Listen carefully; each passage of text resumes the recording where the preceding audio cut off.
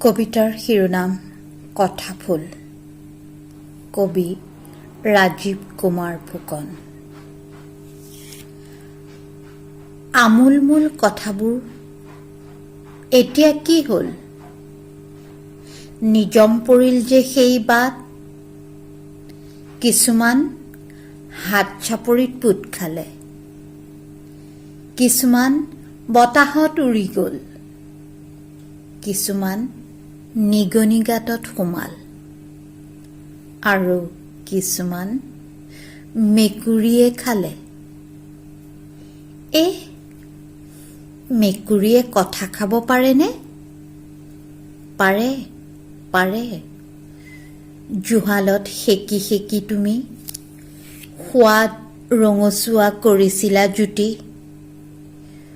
খোৱা পাতত বহি ঢাকোন উদঙাইটো দেখিছিলা, এটাও নাই মাছ খৰিকাত দিয়া। মেকুৰীয়ে জানে ঢাকোনৰ তলৰ পৰা কেনেকৈ নিব পাৰি মাছ।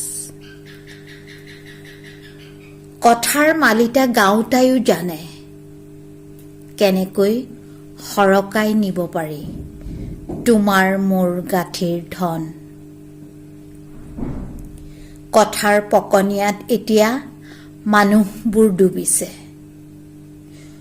সমজুৱা সপোনবোৰ কথা চহুকিয়ে বণিকৰ হাতত বেচিছে। টিভি চেনেলবোৰত কথা ফুল ফুলিছে থোপা থোপে, থোপা থোপে।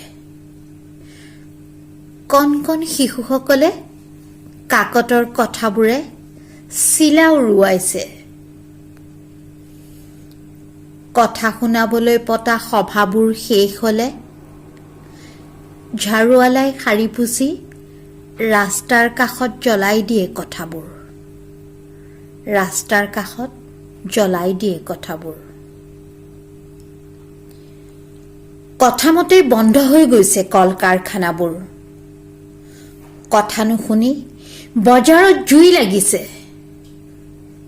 কথা নকৈ খেতিয়কে আত্মহত্যা কৰিছে। কবৰবোৰত কথাই বুটা বাচি দিছে।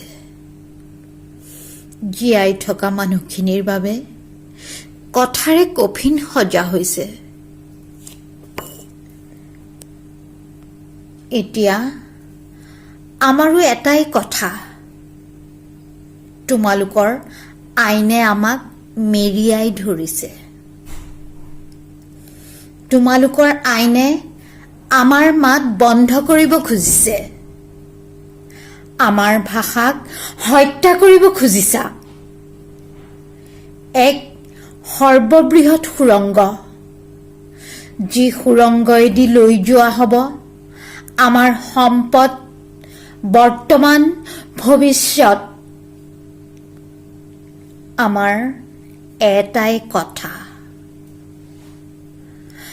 আমাৰ এটাই কথা, ৰাইজৰ লগত নেখেলিবা।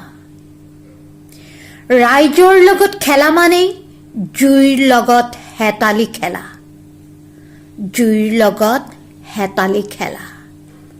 আমাৰ মাত্ৰ এটাই কথা। ধন্যবাদ।